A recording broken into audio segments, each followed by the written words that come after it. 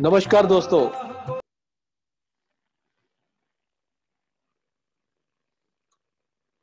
सत श्री अकाल मेरे प्यारे दोस्तों। जी आया नू, आप सबका स्वागत है, अभिनंदन है रात्रि के इस ध्यान ज्ञान सत्र में। दोस्तों, शुक्रिया है आपका कि आप रोज रात को नियमित रूप से इन अद्भुत ज्ञान ध्यान सत्रों में जुड़ते हैं, जिसमें हम रोज एक नए मास्टर से मुलाकात करते हैं और उनकी सोहबत में ध्यान करते हैं। गुजारिश है आपसे कि हमारे प्रभात के ध्यान सत्रों से भी अवश्य जुड़े, जो हमारे फेसबुक पेज पर आयोजित होते हैं रोज सुबह 7 से 8 बजे तक। और लिंक ये रहा आपकी स्क्रीन पर, इसे आप कॉपी करें और इसके मार्फत रोज ध्यान से जुड़े और यकीन मानिए कि आपका दिन बहुत ही बढ़िया होगा, बहुत ही ऊर्जा से लवरेज होगा, खुशियों से भरपूर होगा, खुशनुमा होगा। कल सोमवार है, कल शाम को 6 बजे हमारा एक सत्र हमारे फेसबुक पेज पर रहेगा, जिसमें हम साप्ताहिक पंजाबी भाषा में जो ध्यान की जो सामूहिक क्लास है वो होगी, उससे भी अवश्य जुड़े। और रात्रि का सत्र तो कल नियमित रूप से जैसे होता है वैसे ही होगा। पीएमसी पंजाब यूट्यूब चैनल आप जानते हैं कि लॉन्च हो चुका है। सभी मास्टर्स के जो रात्रि के सत्रों के जो वीडियोस हैं वो अपलोड किए जा रहे हैं। अगर आपने किसी मास्टर का डिस्कोर्स मिस कर दिया है या किसी को दोबारा सुनना चाहते हैं तो सब्सक्राइब करें पीएमसी पंजाब को। लिंक ये रहा आपकी स्क्रीन पर, और ये लिंक आप अपने दोस्तों से भी शेयर करिए, ताकि जो लोग किसी कारणवश रात्रि के सत्रों में नहीं आ पा रहे वो भी ध्यान और ज्ञान की इस गंगा से लाभान्वित हो सके। वो अन्य समय में दिन में कभी भी इन वीडियोस को देखकर वो सारा ज्ञान अर्जित कर सकते हैं जो रात्रि में यहाँ पे बांटा जाता है, दिया जाता है। आप जानते हैं कि 20 जनवरी को साहिब श्री गुरु गोबिंद सिंह जी का जो प्रकाश उत्सव, प्रकाश दिवस है, उसके उपलक्ष्य में नियमित रूप से हमने एक 5 दिन का एक कार्यक्रम शुरू किया है, देखन आयो जगत तमाशा। तो आज उसका दूसरा दिन, उसकी दूसरी कड़ी, उसका दूसरा एपिसोड। आप सबका स्वागत है, अभिनंदन है कि इस उत्सव में आप शामिल होने जा रहे हैं। और मैं आपका एक बार फिर से अभिनंदन करता हूं, आपका स्वागत करता हूं। और हमारे बीच में दिल्ली से एक बार फिर एक नई ऊर्जा के साथ, एक नए उत्साह के साथ ब्रह्म विद्वरिष्ठा जसविंदर कौर जस्सी जी उपस्थित है। खूबसूरत अपने जो है लहजे में वो फिर आज गुरुजी से संबंधित साखियां और उनके उपदेश हमारे साथ साझा करेंगी। और हमारी बहन स्वपनपुरी जी, जो कि बहुत ही अद्भुत तरीके से, जिनके कंठ में मां सरस्वती विराजमान है, वो अपने शब्दों के साथ जो है शब्द गायन के साथ हमें ध्यान में लेकर जाएंगी। तो आइए दोस्तों, स्वागत करते हैं ध्यान पंजाब की ओर से, रूहानी मिलन परिवार की ओर से, विवेक परिवार की ओर से जस्सी मैम का। श्वेता जी से रिक्वेस्ट करूंगा कि वो जस्सी मैम को इनवाइट करें ताकि आज के सत्र का आगाज हो सके। श्वेता शर्मा जी। सबको मेरी प्यार भरी सत श्री अकाल। Jassi ma'am welcome, Swapnapuri ma'am welcome.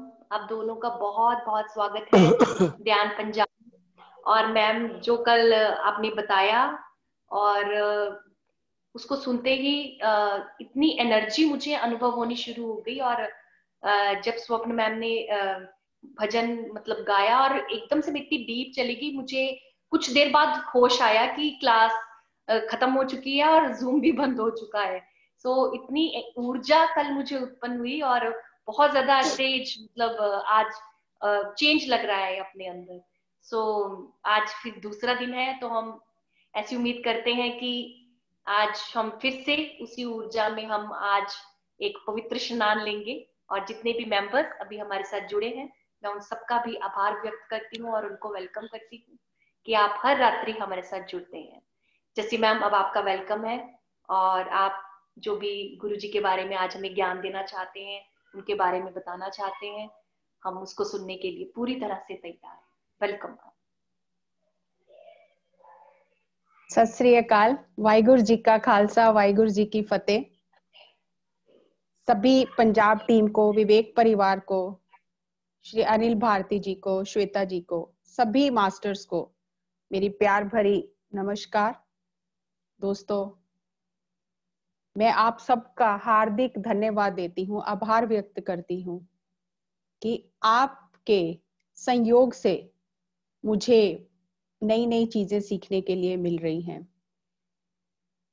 अगर मैं अपने बचपन के 4 साल की उम्र तक तो बच्चे को कुछ ज्यादा पता नहीं होता, वो 4 साल अगर मैं कम कर दूं तो 50 साल जो मेरी उम्र है, उन 50 सालों में मैंने वो सब नहीं जाना जो इन दिनों में इन ध्यान सत्रों के दौरान मुझे समझ आ रहा है। इसके लिए मैं आप सबका हार्दिक अभिनंदन, आभार व्यक्त करती हूँ।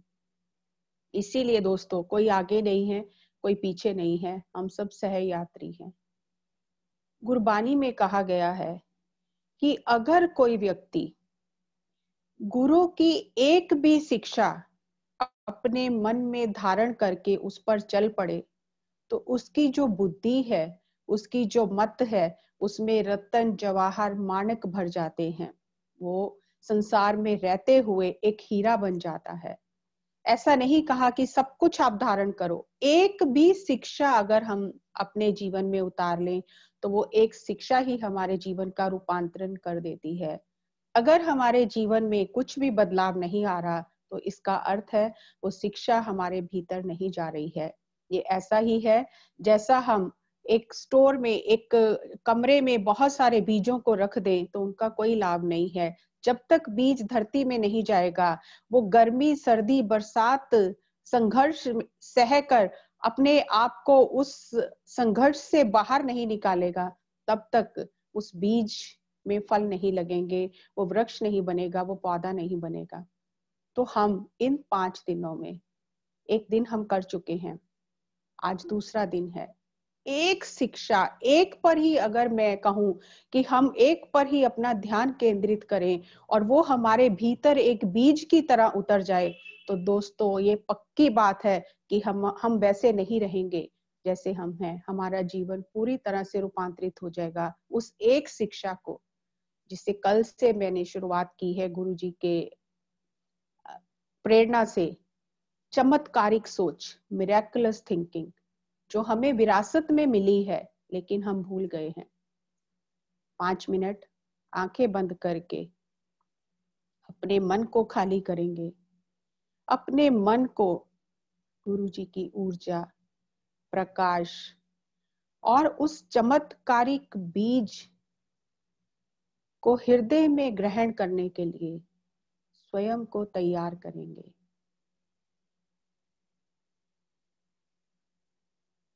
बीज तभी प्रस्फुटित होता है जब उसे उचित धरती मिलती है, उसे पोषण मिलता है, खाद पानी मिलता है, तो वही एक छोटा सा दिखाई देने वाला बीज हमारी कल्पना से परे एक महाविशाल वृक्ष बन जाता है और फिर उस वृक्ष से अनेकों बीज उत्पन्न हो जाते हैं।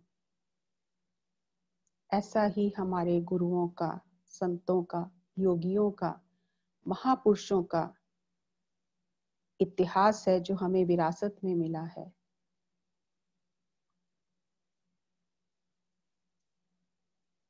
आज हम भौतिकवाद की दौड़ में कहीं हमसे वो विरासत छूट गई है। पुनः हमें अपनी विरासत को जानकर उन बीजों को पोषण देना है जो पहले से ही हमारे अंदर हैं, जो हमें विरासत में ही मिले हुए हैं। हम सब उस परम सत्ता का अंश हैं।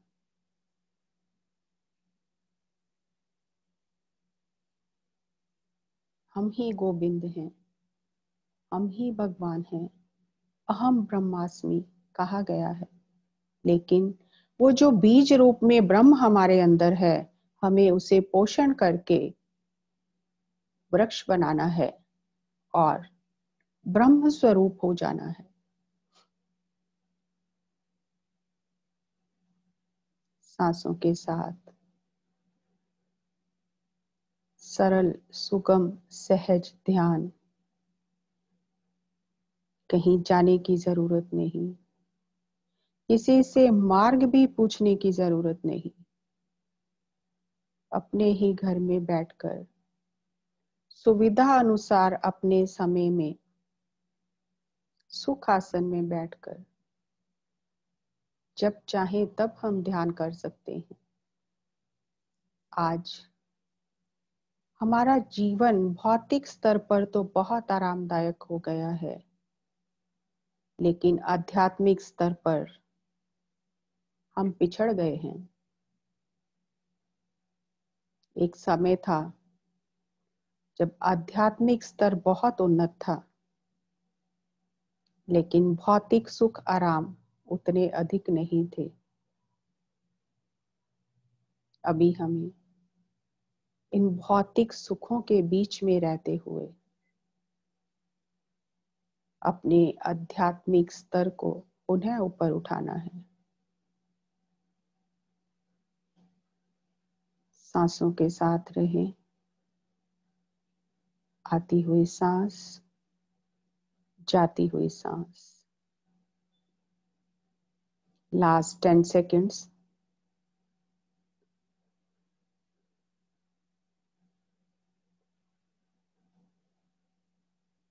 9, 8, 7, 6, 5,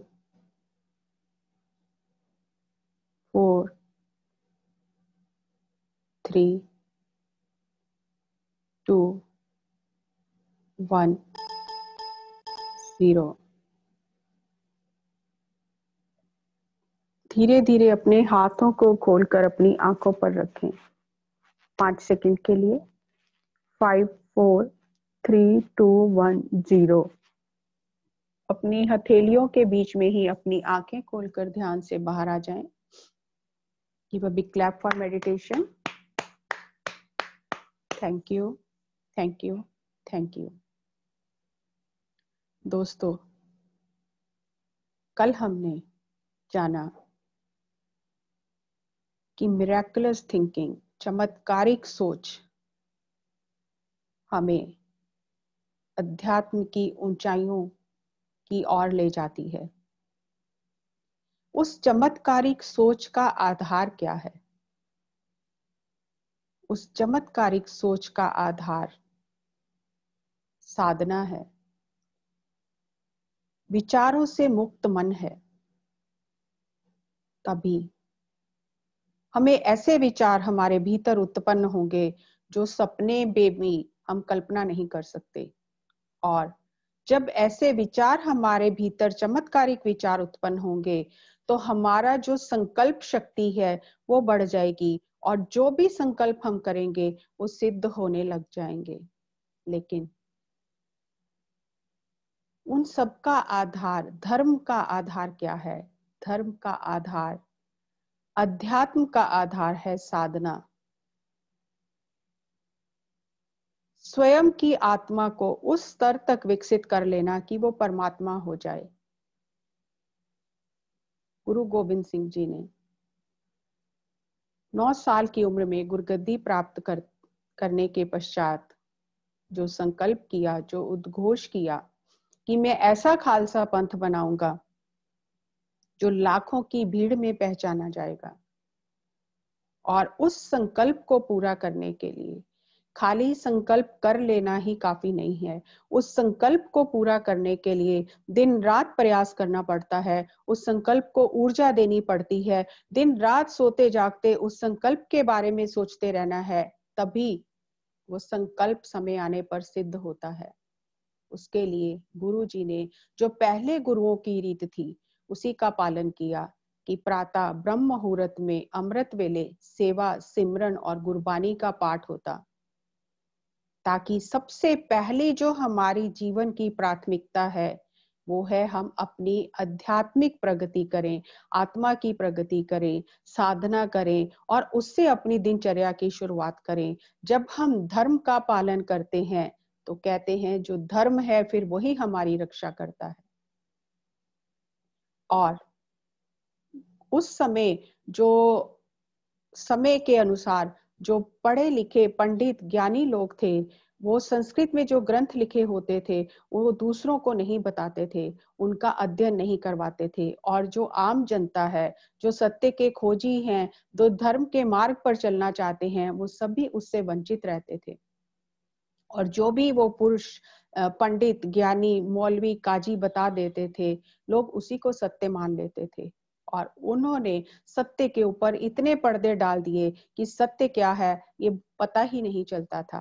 तो गुरु जी ने सिखों को ग्रंथों का अध्ययन करने के लिए काशी भेजा, और जो वेद थे, जो रामायण महाभारत जो ग्रंथ थे, वो उन सभी का पंजाबी में अनुवाद कराया, ताकि हर एक व्यक्ति को इन ग्रंथों में जो सत्य बताया गया है उसे जानने का अधिकार है। तो गुरु जी ने सेवा, सिमरन, गुरबाणी, साधना के साथ साथ ग्रंथों का अध्ययन और अनुवाद कराया, ताकि हर एक व्यक्ति उस सत्य को जान सके। गुरु जी का अगर हम व्यक्तित्व देखें तो हमें हर जगह विरोधाभास नजर आता है। गुरु जी ने उस संकल्प की सिद्धि करने के लिए सेना का गठन करना शुरू किया। छोटी आयु में ही गुरगद्दी पर बैठते ही उन्होंने कहा कि मेरा सबसे प्यारा सिख वही है जो अच्छे शस्त्र लेकर आए, जो अच्छे घोड़े लेकर आए, उस पर मेरी बहुत खुशी होगी। तो गुरु जी ने 9 साल की उम्र से ही सेना का गठन करना शुरू किया और सिखों को युद्ध का प्रशिक्षण देना शुरू किया, युद्ध की कला सिखानी शुरू की, युद्ध के दाव पेच सिखाने शुरू किए। कहते हैं गुरु गोविंद सिंह जी का जो धनुष था वो 9 टांक का था। ऐसा कहा जाता है 9 टांक यानी 225 किलो का था। तो उनका जो शारीरिक बल था वो कैसा रहा होगा। और जहां गुरुजी युद्ध का, सेना का गठन कर रहे थे, युद्ध का प्रशिक्षण दे रहे थे, वहां गुरुजी साथ साथ संगीत के अत्यंत प्रेमी थे। गुरुजी स्वयं ताउस और दिलरुबा बजाते थे। ताउस जो एक साज है वो गुरुजी ने उसका आविष्कार किया। स्वयं गुरुजी साज बजाते थे और गुरुजी के दरबार में 52 कवि थे और शाम को कवि दरबार लगता था और गुरुजी कवियों से कविताएं सुनते थे, वीर रस की कविताएं सुनते थे और उन्हें इनाम भी देते थे। एक तरफ युद्ध का प्रशिक्षण, एक तरफ संगीत का प्रेम, एक तरफ वीर रस, एक तरफ शांति, दोनों की प्रकाष्ठा। वीर रस का उच्चतम शिखर साहिब श्री गुरु गोबिंद सिंह जी और शांति का अथाह सागर साहिब श्री गुरु गोबिंद सिंह जी के व्यक्तित्व की ये दोनों चीजें अत्यंत अद्भुत हैं। और गुरु जी ने अपने सिखों को ऐसा जीवन जीना सिखाया कि अगर सुबह हम अध्यात्म से अपने जीवन की शुरुआत करते हैं, उसके बाद हम शारीरिक बल पर और अपने शरीर की जो ताकत है उसको बढ़ाने में अपना समय लगाते हैं और शस्त्रों का अध्ययन करते हैं, और साथ में गुरुजी ने सिखों को संगीत दिया, गुरबानी संगीत में गाई जाती है। तो ये बहुआयामी जो व्यक्तित्व है वो गुरुजी ने सिखों को दिया कि उनका शारीरिक विकास हो, उनका मानसिक विकास हो, उनका बौद्धिक विकास हो, उनका आध्यात्मिक विकास हो और साथ ही साथ उनके भीतर लोक कल्याण की भावना हो, वो गरीबों की, मजलूमों की रक्षा करें। तो ये जो हम आज बात करते हैं होलिस्टिक हेल्थ की, ये गुरुजी ने उस समय सिखों को होलिस्टिक हेल्थ सिखाई। उस समय गुरुजी की उम्र छोटी थी जब उन्हें गुरगद्दी मिली। तो जो मसंद यानी जो प्रचार करते थे सिक्खी का, पंजाबी में उन्हें मसंद कहा जाता है, तो उन्होंने सोचा कि गुरुजी की उम्र तो बहुत छोटी है। वो गुरुजी के शरीर की उम्र देख रहे थे, ये नहीं देख रहे थे कि वो अंतर्यामी हैं, वो सब कुछ जानते हैं। तो उन्होंने अपनी मन मर्जी करनी शुरू कर दी। मसंदों ने जो धर्म प्रचार के लिए जाते थे, सिक्खी के प्रचार के लिए जाते थे, और साध संगत से सिखों से पैसे एकत्रित करके, दान एकत्रित करके लाते थे, वो स्वयं रखना शुरू कर दिया। कुछ थोड़ा बहुत दान वो गुरुजी को वो दे देते थे और बाकी स्वयं रखना शुरू कर दिया। उनका लालच बहुत बढ़ गया। एक बार एक सिख ने मसंद जो था उसको सोने का कंगन दिया, कहा मेरी तरफ से ये बाला प्रीतम को सोने का कंगन दे देना। लेकिन वो कंगन इतना खूबसूरत था कि उस मसंद ने खुद ही रख लिया और गुरुजी को नहीं दिया, कि वो सिख तो इतनी दूर रहता है, कब वो आएगा, गुरुजी को तो इस बात का पता भी नहीं चलेगा। लेकिन कुदरत ऐसी हुई कि कुछ ही समय पश्चात वो सिख आ गया और उसके साथ का दूसरा कंगन बनाकर लाया। तो गुरुजी ने जब उसने गुरुजी को कंगन पहनाया तो गुरु कहा, एक हाथ में तो आपने कंगन पहना दिया है लेकिन दूसरा हाथ तो खाली है। गुरुजी को कंगन क्या पहनना था, लेकिन वो जो मसंद था उसकी सच्चाई सामने आनी थी। तो उस सिख ने कहा, गुरुजी एक कंगन तो मैंने बहुत पहले ही भेज दिया है। जब उस मसंद को बुलाया गया तो उसने कहा कि ये गरीब सिख इतना सोने के कंगन कहाँ से लाएगा, ये झूठ बोल रहा है। तो गुरुजी ने कहा, मेरे सिख को गरीब मत कहना। गुरुजी ने एक दूसरे सिख को उसके घर भेजा और कहा कि इसकी अलमारी में रेशमी रुमाल में वो कंगन पड़ा हुआ है, वो लेकर आओ।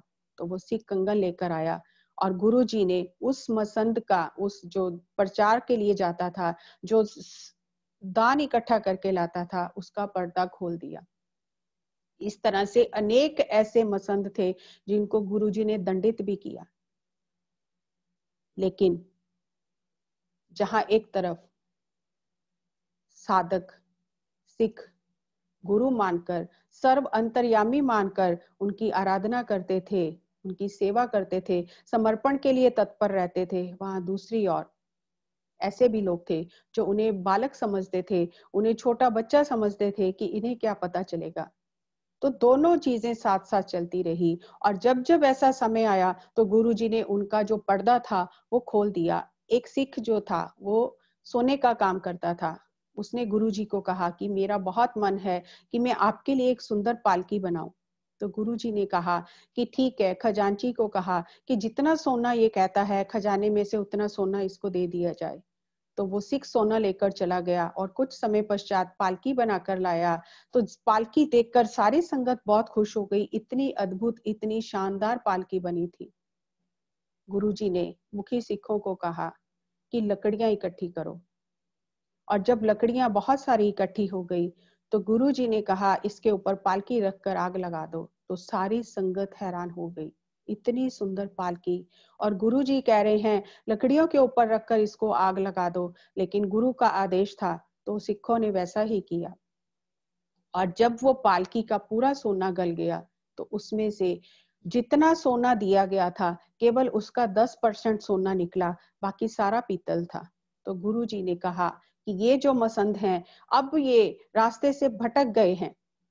अब गुरुजी ने सिखों को आदेश दिया कि आप अपना दसवंध स्वयं जब भी आपको मौका बने स्वयं लेकर आया करो, या किसी ऐसे भरोसे वाले को दिया करो कि जो गुरु दरबार तक बस वो दसवंध पहुंचाए। गुरु दीवार नहीं है, गुरु द्वार है, उस द्वार से हमें पार हो जाना है। हर एक गुरु यही कहता है कि मैं परमात्मा नहीं हूँ, मैं परमेश्वर नहीं हूँ, मैं उसका संदेश लेकर आया हूँ, तुम मुझे दीवार मत बनाओ, तुम द्वार से पार हो जाओ। यही संदेश साहिब श्री गुरु गोबिंद सिंह जी ने दिया। अगर हम उनके जीवन की साखियों को जानने बैठें तो शायद ये जन्म भी कम पड़ जाएगा। लेकिन हमें जो सीखना है, जो जानना है, वो चमत्कारिक सोच कैसे हमारे अंदर आए, हमारे अंदर वो चमत्कारिक सोच का बीज कैसे प्रस्फुटित हो, हम उसी पर अपना ध्यान केंद्रित करेंगे। 19 वर्ष की उम्र में पहला युद्ध हुआ। गुरुजी की जो रणनीति थी वो हमेशा शहर के बाहर जाकर युद्ध करते थे और किसी ऊंचे स्थान पर अपना डेरा लगाते थे ताकि कम से कम नुकसान हो और शहर वासियों का नुकसान ना हो। तो जब जो राजे थे, पहाड़ी राजे थे, उन्होंने इकट्ठे होकर गुरुजी का बढ़ता हुआ यश देखकर, प्रताप देखकर उन्होंने युद्ध किया गुरुजी के साथ, तो जिसे भंगानी का युद्ध कहा जाता है। 19 वर्ष की उम्र में गुरुजी ने पहला युद्ध किया। उस समय पीर बुद्धू शाह था जो मुस्लिम था। उस औरंगजेब ने 500 पठानों को उनकी किसी गलती की वजह से सेना से निकाल दिया था और वो रोते हुए पीर बुद्धू शाह के पास गए कि हम भूखे मर जाएंगे, क्योंकि शाही फरमान था कि कोई भी इन्हें नौकरी पर ना रखे। तो कोई भी उन्हें नौकरी पर रखने के लिए तैयार नहीं था। तो पीर बुद्धू शाह ने उस समय गुरु गोविंद सिंह जी को कहा कि आप इन्हें अपनी सेना में भर्ती कर लो। तो गुरु जी ने उन्हें तनख्वाह देकर अपनी सेना में भर्ती कर लिया। उस समय गुरु जी के पास उदासी साधु भी रहते थे।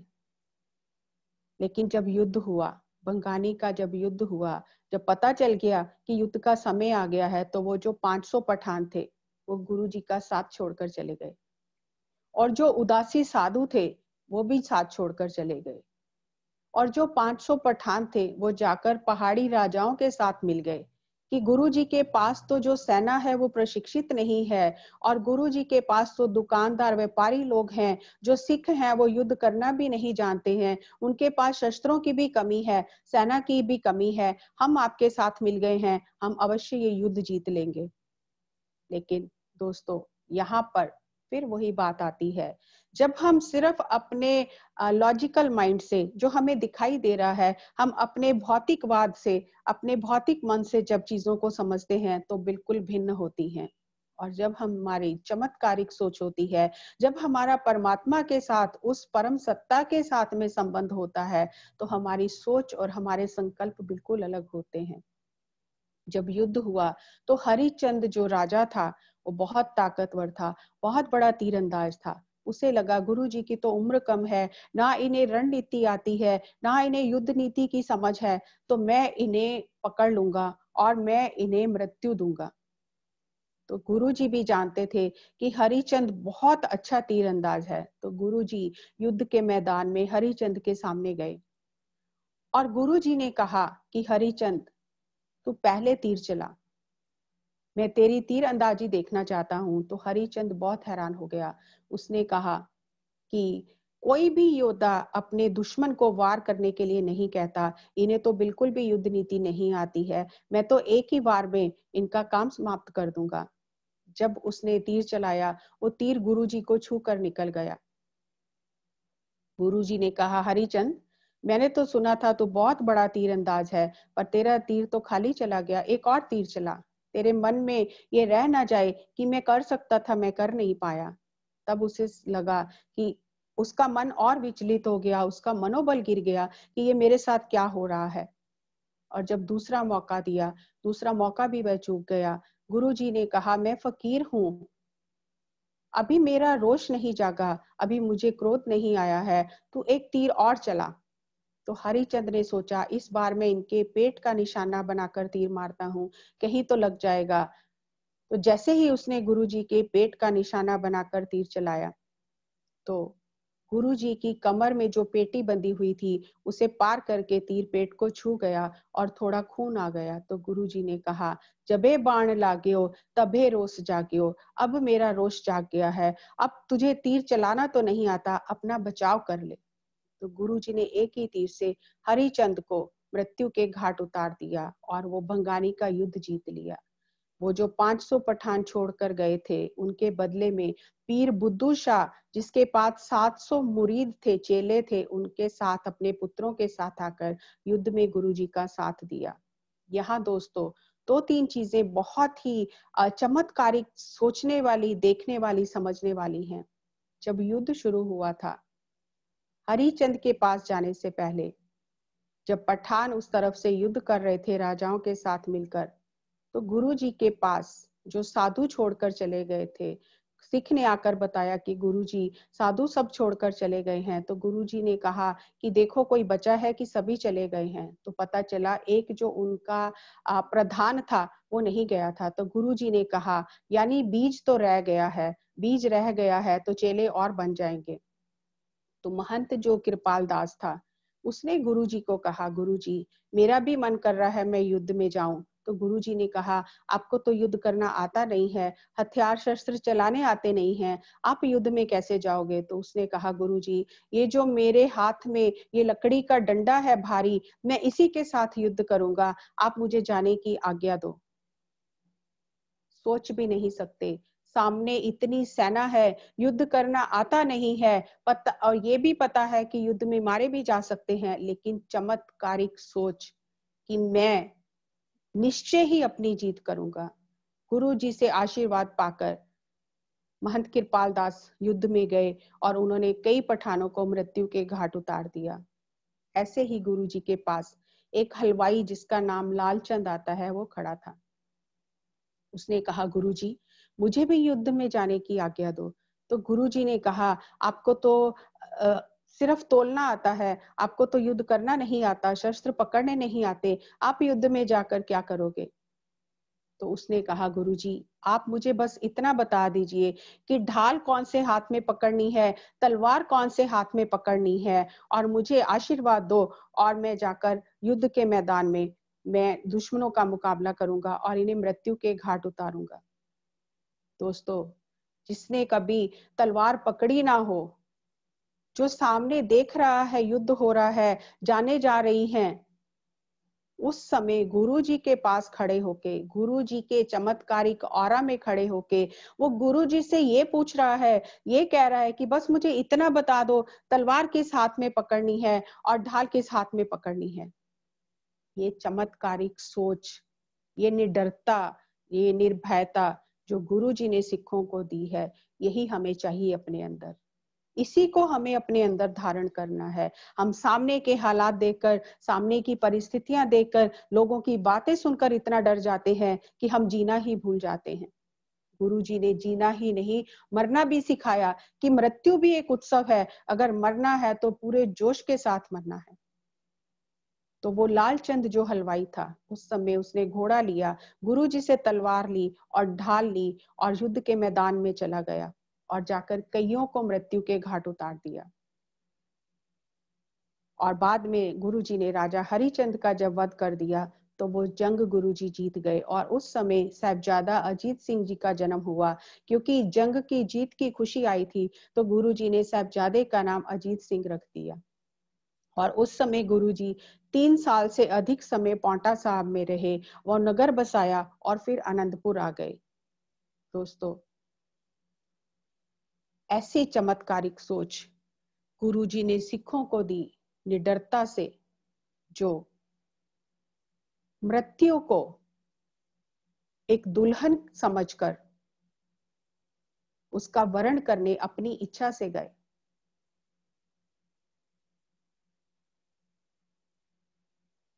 हमें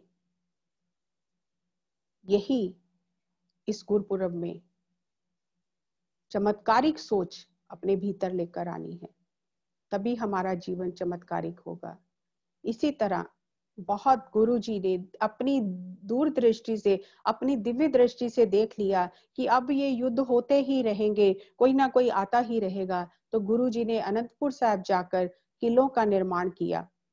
अपनी दूरदृष्टि से युद्ध की योजना पूरी करने में लग गए, क्योंकि जो संकल्प किया था, जो उद्घोष किया था, उसे पूर्ण करने के लिए हर दिन उसकी तरफ चलते रहे और हर दिन सिखों को प्रशिक्षण देते रहे, उनसे युद्ध कराते रहे, उनकी टोलियां बनाकर उनसे वो दाव पेच सिखाते रहे, ताकि समय आने पर ये इस अभ्यास का लाभ उठा सके। ऐसे ही गुरुजी के 4 साहिबजादे हुए, 3 शादियां हुई, गृहस्थ जीवन का पालन किया, जहां उन्होंने अपने पुत्र होने के धर्म निभाने से अपने गुरगद्दी के समय की शुरुआत की। वहां उन्होंने पिता होने का धर्म, पति होने का धर्म, गुरु होने का धर्म चेला होने का धर्म, एक राजा होने का धर्म, एक दरवेश होने का धर्म, हर एक भूमिका को पूरी तरह से निभाया और कैसे जीवन जीना है ये सिखाया। तो गुरु जी का जो दृढ़ संकल्प था कि मुझे ऐसा खालसा बनाना है जो लाखों से लड़ जाए, एक एक सिख लाखों से लड़ जाए, तो गुरु जी ने विसाखी के अवसर पर सभी सिख संगत को संदेश भेजा कि इस बार विसाखी धूमधाम से मनाई जाएगी, सारी संगत अनंतपुर आए। उस समय 80,000 के करीब कहते हैं कि संगत अनंतपुर साहब पहुंची। और जब पाठ समाप्ति हो चुकी, कथा कीर्तन हो चुका, तो अचानक गुरुजी तलवार लेकर खड़े हो गए मंच पर और कहा कि मुझे एक सिख का शीश चाहिए। सारी संगत में सनसनी हो गई, सारी संगत हैरान हो गई कि गुरुजी ये क्या मांग रहे हैं। दूसरी बार फिर आवाज दी कि मुझे एक सिख का सिर चाहिए, कोई नहीं उठा। तीसरी बार फिर आवाज दी कि मुझे एक सिख का शीश चाहिए, कोई है सिख जो मुझे अपना शीश दे।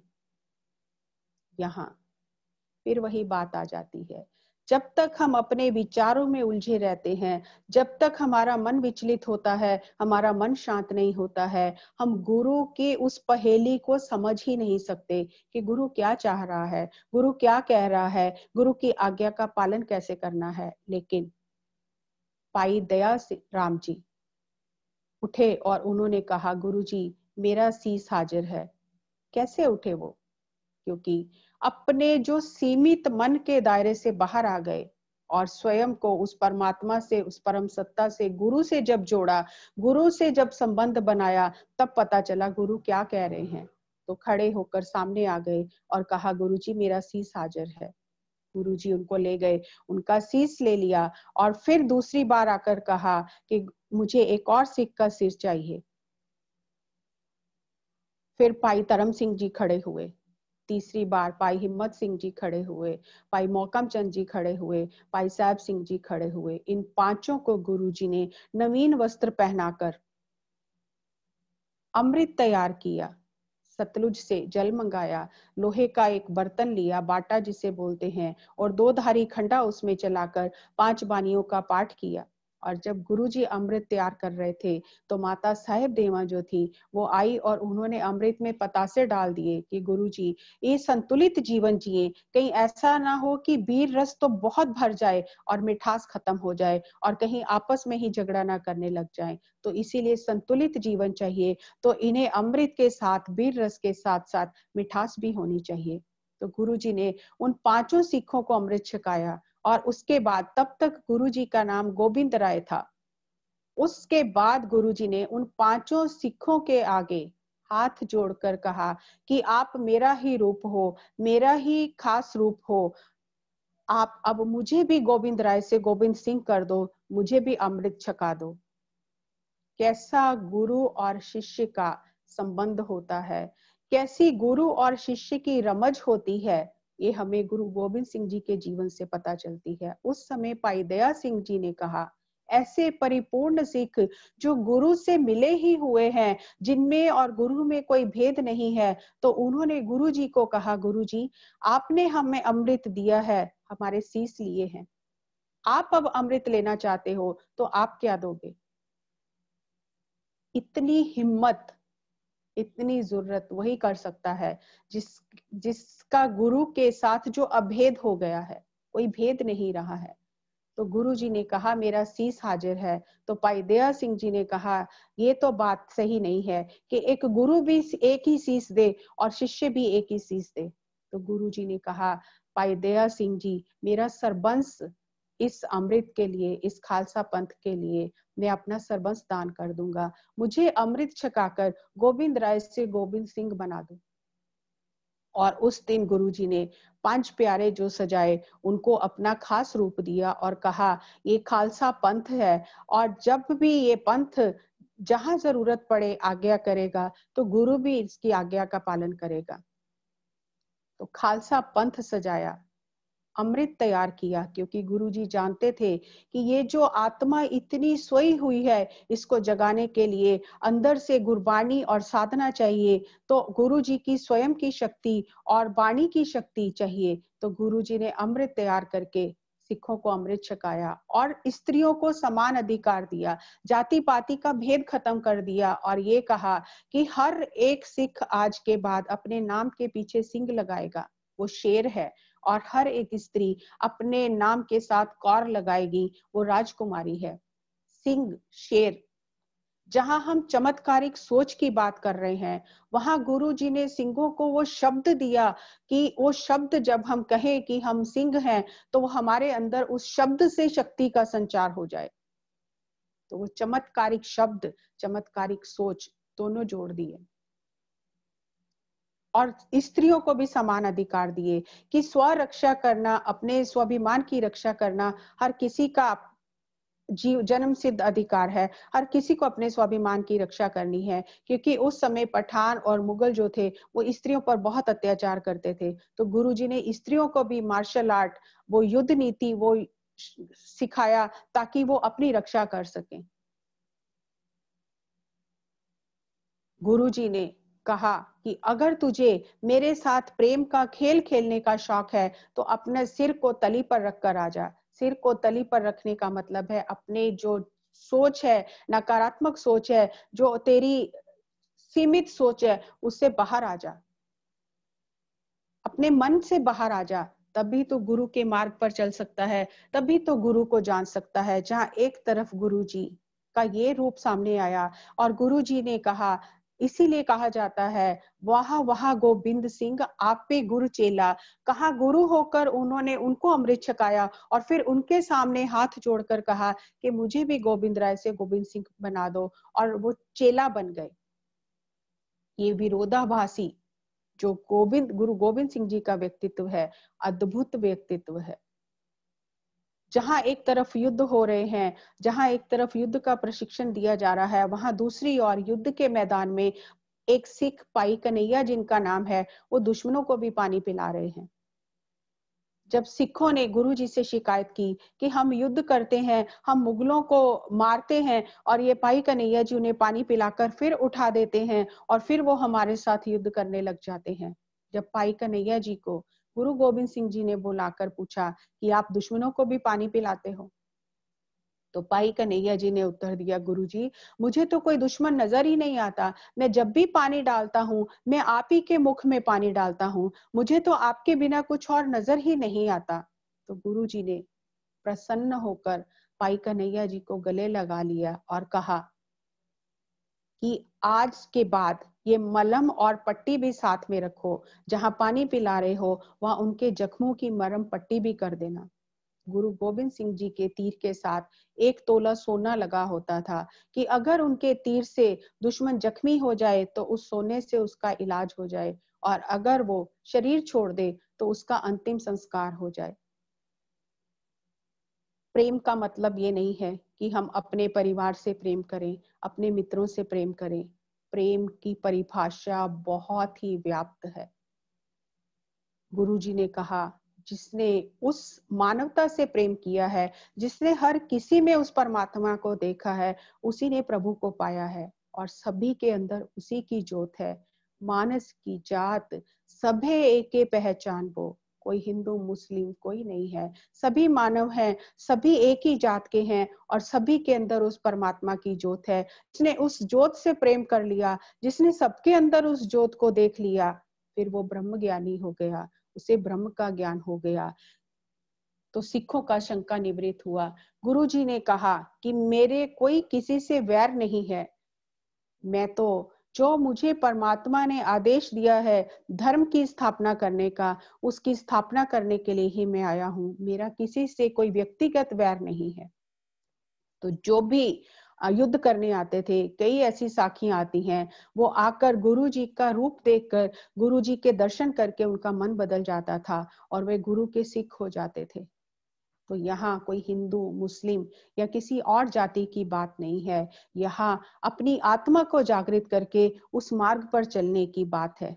मिरेक्युलस थिंकिंग, शून्य मन, असीमित मन, प्रभु से जुड़े हुए मन की एक और निशानी, जो एक और साखी हमें पता चलती है कि गुरु जी के पास में जो सिख रहते थे, पहाड़ी राजाओं ने सलाह की कि हम 10 लाख की फौज लेते हैं और हम पूरे अनंतपुर को घेर लेते हैं। और उन्होंने एक योजना बनाई कि एक हाथी को मस्त करके शराब पिलाकर और गुरुजी का जो किला है लोहगढ़, उसका दरवाजा तोड़ने के लिए बोलते हैं। और पीछे सारी जो संगत है, सारी जो मुगल सेना है, पहाड़ी सेना है, वो किले के अंदर चले जाएगी। और जो उस समय राजा केसरी चंद ये योजना बनाकर आया और अपने साथ इतनी फौज लेकर आया कि मैं गुरुजी को पकड़ लूंगा।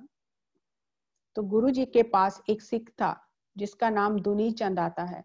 तो गुरुजी ने कहा कि उस हाथी का मुकाबला, जब गुरुजी को एक जो उस समय जासूस होते थे, इधर से उधर जो खबरें देते थे, जब गुरुजी को आकर खबर दी तो गुरुजी ने कहा कोई बात नहीं, उस हाथी का मुकाबला मेरा ये दुनी चंद हाथी करेगा। अब दुनी चंद जो गुरु का सिख तो है, सिखी का बाणा तो धारण किया है, लेकिन मन से सिख नहीं है।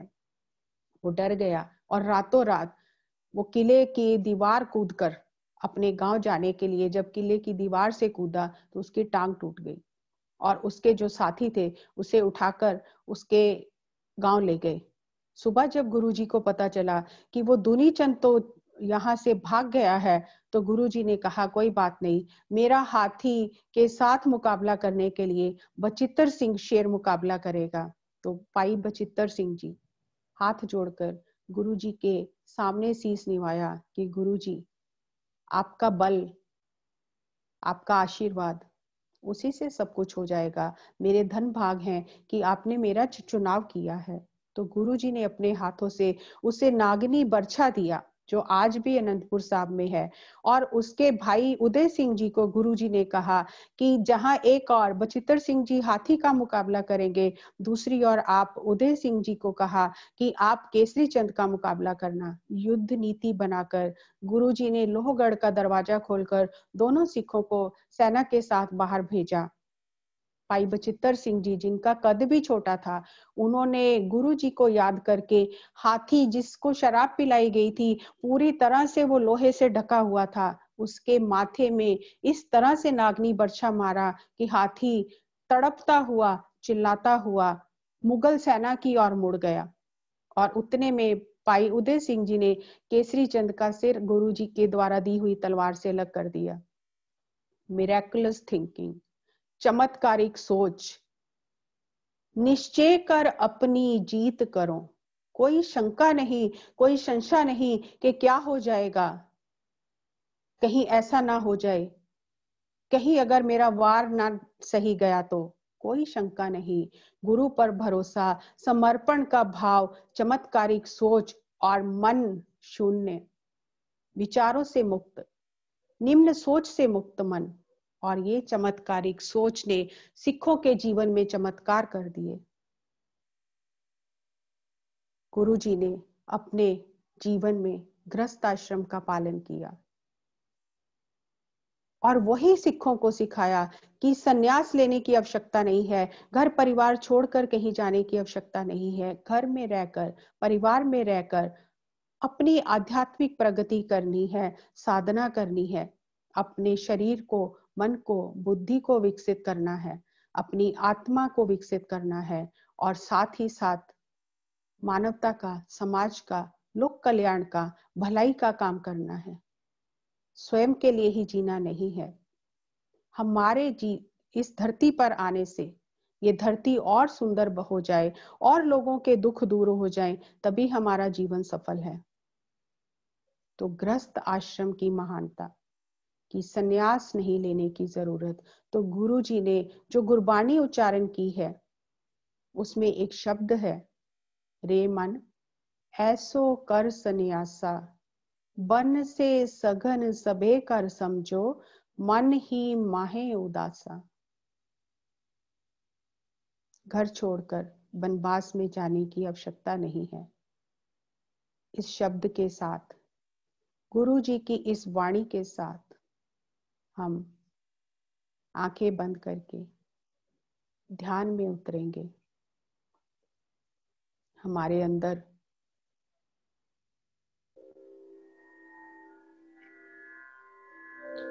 गुरु का प्रकाश हो।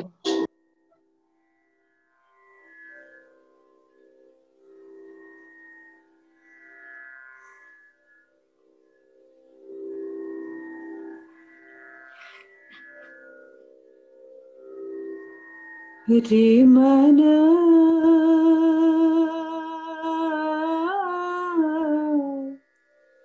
ऐसो कर सन्यासा,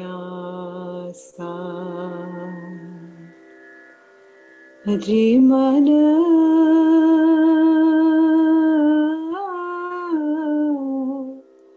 ऐसो कर सन्यासा, बन से सगन सभे कर समझो, मन ही माही उदासा,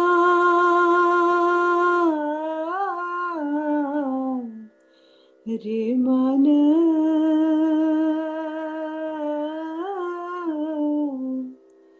ऐसो कर सन्यासा,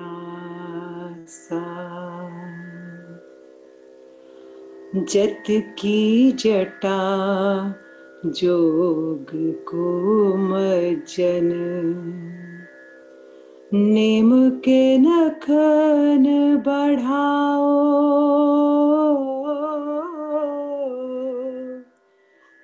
ज्ञान गुरु आत्म उपदेशो,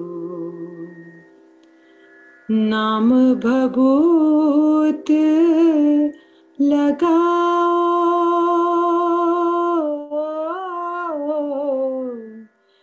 रे मन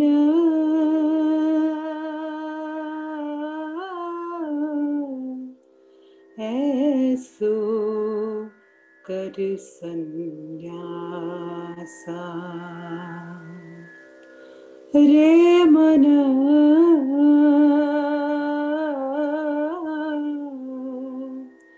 ऐसो कर सन्यासा,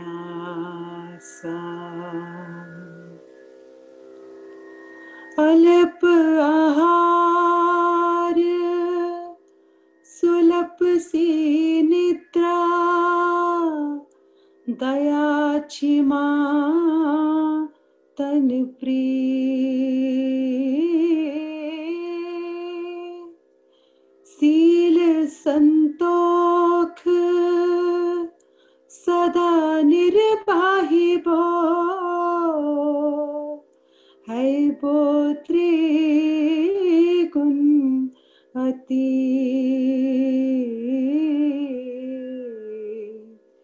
रे मन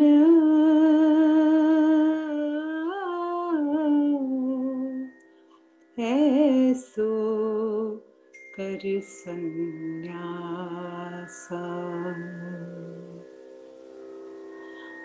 काम क्रोध हंकार लोभ हठ, मोह न मन सो लावे, तब ही आत्म तत् को से परम पुरख कह पावे,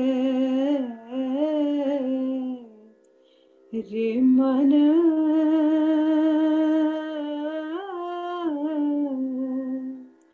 ऐसो कर सन्यासा, रे मन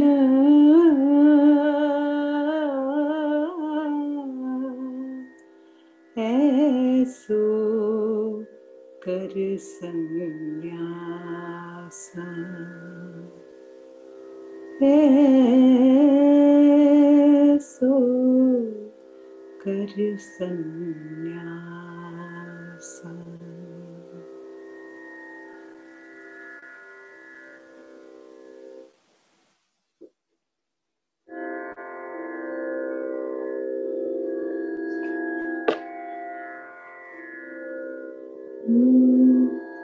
मन क्यों बैराग करेगा, सतगुरु मेरा पूरा, सतगुरु मेरा पूरा। मन क्यों बैराग करेगा, सतगुरु मेरा पूरा, सतगुरु मेरा पूरा। मनसा का दाता सब सुख निधान, मनसा का दाता सब सुख निधान। अमृत सरसत ही पर पूरा, मन क्यों बैराग करेगा, सतगुरु मेरा पूरा, सतगुरु मेरा पूरा। प्रभु होए कृपालता एहो मन लाए, सतगुर सेव सबे फल पाए। प्रभु होए कृपालता एहो मन लाए, सतगुर सेव सबे फल पाए। मनसा का दाता सब सुख निधान, मनसा का दाता सब सुख निधान। अमृत सरसत ही पर पूरा, मन क्यों बैराग करेगा, सतगुर मेरा पूरा, सतगुर मेरा पूरा। चरण कमल हृद अंतर तारे, प्रगटी ज्योत मिले राम प्यारे। चरण कमल हृद अंतर तारे, प्रगटी ज्योत मिले राम प्यारे। मनसा का दाता सब सुख निधान, मनसा का दाता सब सुख निधान। अमृत सरसत ही पर पूरा, मन क्यों बैराग करेगा, सतगुर मेरा पूरा, सतगुर मेरा पूरा। पंच सखी सब मंगल गाया, अनहद वाणी नाद बजाया। पंच सखी सब मंगल गाया, अनहद वाणी नाद बजाया। मनसा का दाता सब सुख निधान, मनसा का दाता सब सुख निधान। अमृत सरसत ही पर पूरा, मन क्यों बैराग करेगा, सतगुर मेरा पूरा, सतगुर मेरा पूरा। गुरु नानक तुठा मिलिया हर राय, सुख रैन बिहानी सहज सुभाए। गुरु नानक तुठा मिलिया हर राय, सुख रैन बिहानी सहज सुभाए। मन साका दाता सब सुख निधान, मन साका दाता सब सुख निधान।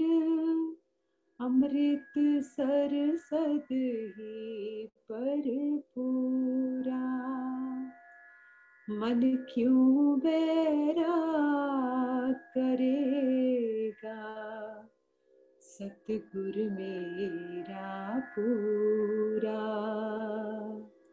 सतगुर मेरा पूरा, सतगुर मेरा पूरा, सतगुर मेरा पूरा।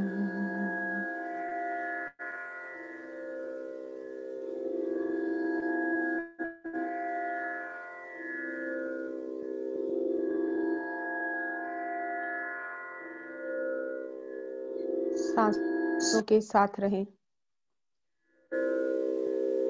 आती हुई सांस, जाती हुई सांस।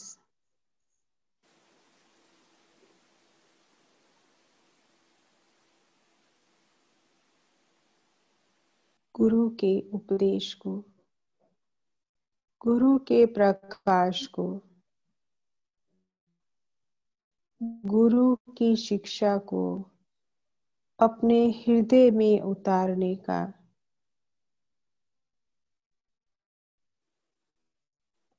यही मार्ग है। क्योंकि जब तक हमारा मन बोलता रहेगा, जब तक हमारे भीतर विचारों की आंधी चलती रहेगी, हम गुरु से दूर ही रहेंगे। चाहे हम गुरु के पास दिन रात बैठे रहें, लेकिन हमारी आत्मा का संबंध गुरु से नहीं बनेगा, क्योंकि हमारा मन चुप नहीं हो रहा। हम अपने ही मन की बात सुन रहे हैं। क्या फर्क था उन सिखों में जिनकी चमत्कारिक सोच थी, और क्या फर्क था उन सिखों में जो युद्ध के मैदान से युद्ध की बात सुनकर भाग जाते थे। यही फर्क था। जो मन के दायरे में रहता है, जो अपनी सीमित सोच में रहता है, वो चमत्कारिक ढंग से सोच ही नहीं सकता। और जो अपने मन को खाली कर लेता है, प्रकृति उसकी सोच को चमत्कारिक कर देती है और उसके सारे संकल्प सिद्ध होने लगते हैं, उसके रास्ते बनने लग जाते हैं। प्रकृति उसको रास्ता देती है, 5 तत्व उसको रास्ता देते हैं, हर कोई उसकी मदद करने के लिए आगे आ जाता है। हमें मन को खाली करना है, बहुत भर लिया है। अब इसे खाली करके इसमें गुरु की शिक्षाओं को ग्रहण करना है और मन को खाली करने का सबसे सरल उत्तम साधन है, मन को सांसों के साथ जोड़ लो। सांसों के साथ एक होकर मन उस असीम से जुड़ जाता है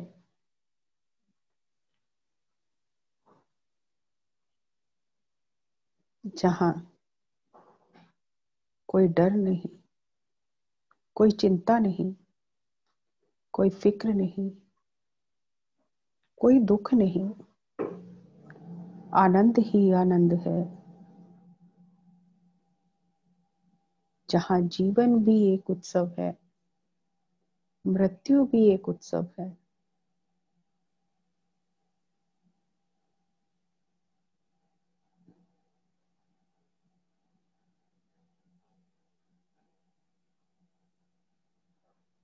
संगीत हमें ध्यान की गहराई में ले जाता है। श्री गुरु नानक देव जी से श्री गुरु गोविंद सिंह जी तक सभी गुरुओं ने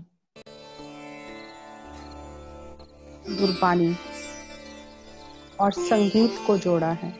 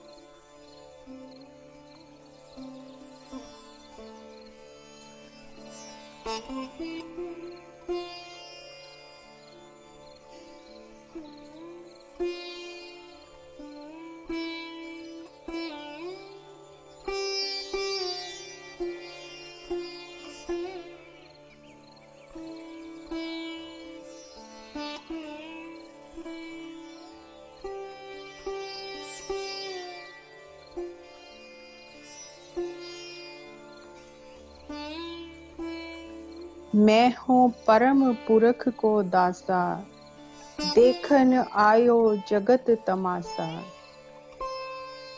हम बाजा वाले, कलगियां वाले दशमेश पिता का गुरपुरब मना रहे हैं।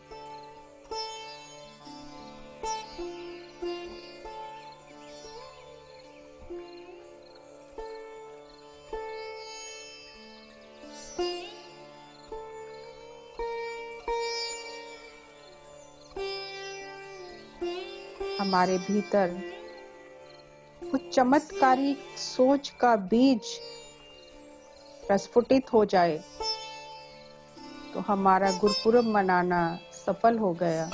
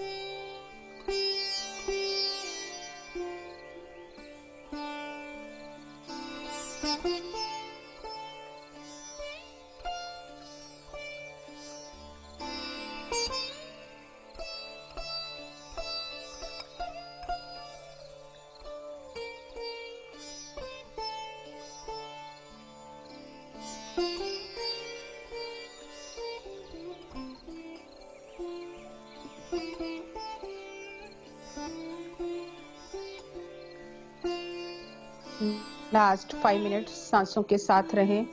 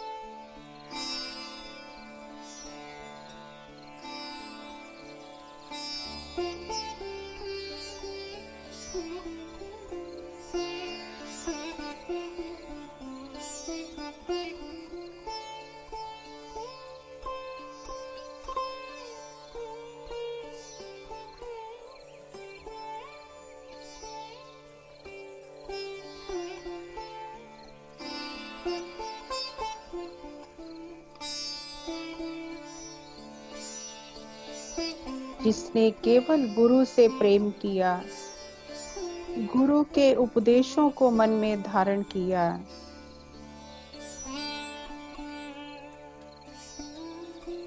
वो गुरु का ही रूप हो गया।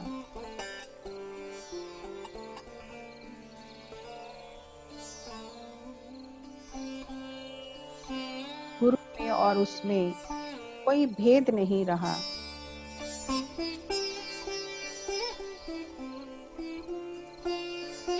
दशमेश पिताजी ने कहा, खालसा मेरो रूप है खास, खाल से मैं हो करो निवास। मेरा निवास इस खालसे में है। और खालसा कौन है? जिसके मन में कोई भ्रम नहीं है, कोई संदेह नहीं है, वो खालसा है, वो खालिस है।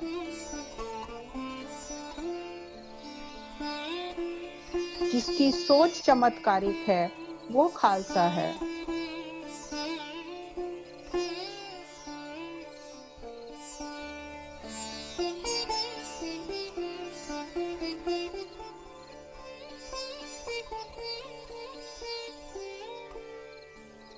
लास्ट 2 मिनट्स सांसों के साथ रहें।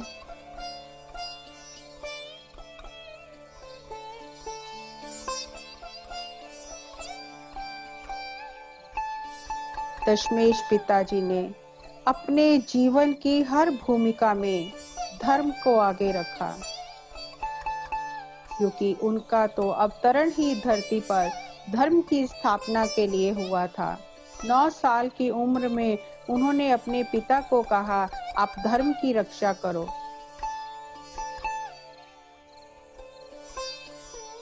और फिर अपने पुत्रों को कहा, जाओ धर्म की रक्षा करो।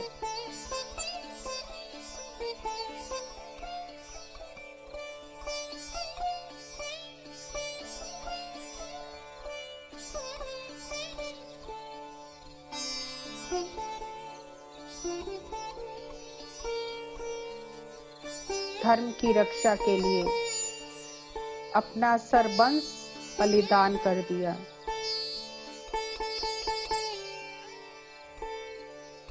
मृत्यु तो एक दिन आनी ही है।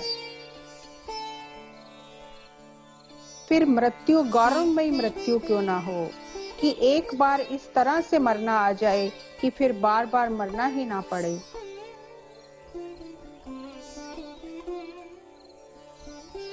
दशमेश पिता ने सिखाया, ऐसी मरनी जो मरे बहुर न मरना होए। एक बार अगर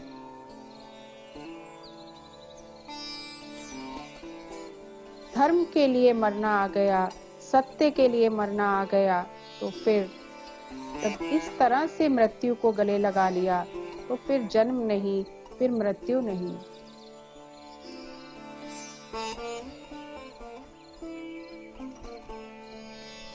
लास्ट 30 seconds.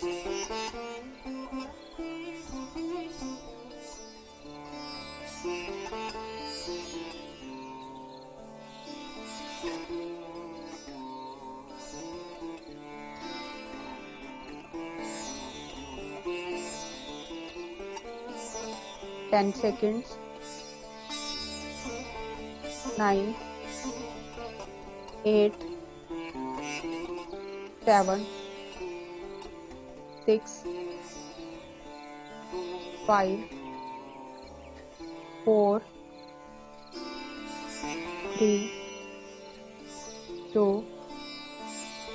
1, 0। धीरे धीरे अपने हाथों को खोलकर अपनी आंखों पर रखें 5 सेकंड के लिए।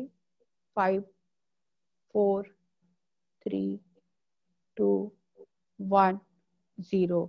और अपनी हथेलियों के बीच में ही अपनी आंखें खोलकर ध्यान से बाहर आ जाएं। टेक योर टाइम, कोई जल्दबाजी नहीं।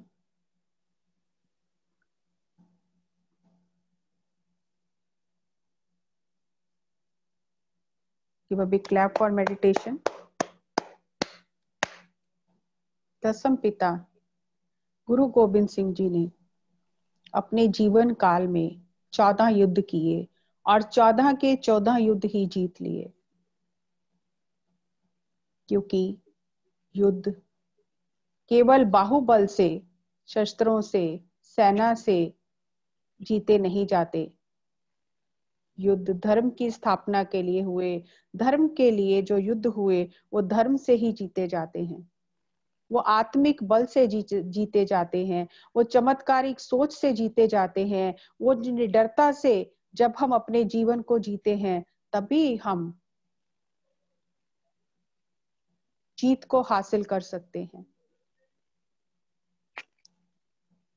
उन सिखों के जीवन से प्रेरणा लेकर हमारे अंदर भी ऐसी चमत्कारिक सोच आ जाए, हम भी निडर हो जाएं और अपने जीवन को चमत्कारिक बना लें। आप सभी का बहुत बहुत आभार, धन्यवाद। आप ने इतने प्रेम से गुरु गोबिंद सिंह जी के जीवन चरित्र को सुना। आप सभी का बहुत बहुत धन्यवाद। अब मैं अनिल भारती जी से विनम्र प्रार्थना करती हूँ कि वो कार्यक्रम को आगे बढ़ाएं। बहुत एक बार फिर से बहुत ही बढ़िया जस्सी जी। और गुरु जी के बारे में सुनकर ऐसे लग रहा था कि जैसे हम उसी युग में पहुंच गए हों और उन घटनाओं के साक्षी बन रहे हों। जो कुछ हम सुन रहे हैं, जो उसमें से शिक्षाएं और जो सूत्र निकलकर सामने आ रहे हैं, निश्चित रूप से अगर हम उन्हें अपने जीवन में उतारें तो हम भी बिल्कुल शुद्ध हो जाएंगे, बिल्कुल प्योर हो जाएंगे, खालस हो जाएंगे, खालसा बन जाएंगे। खालस शब्द बोलते हैं जो बिल्कुल प्योर है, पवित्र है। तो वो पवित्रता हमारे भीतर भी आ जाएगी, हम भी जो है उस मार्ग पर, उस रास्ते पर चलते हुए अपना रूपांतरण कर पाएंगे। ये दोस्तों एक बहुत ही अद्भुत अवसर है दशमेश पिता साहिब श्री गुरु गोबिंद सिंह जी के बारे में जानने का, उनकी साखियों को, उनकी शिक्षाओं को सुनने का। तो बहुत ही बेहतर तरीके से आज दूसरा दिन है, तो कल हम तीसरे दिन में प्रवेश करेंगे और आप सबका इंतजार रहेगा।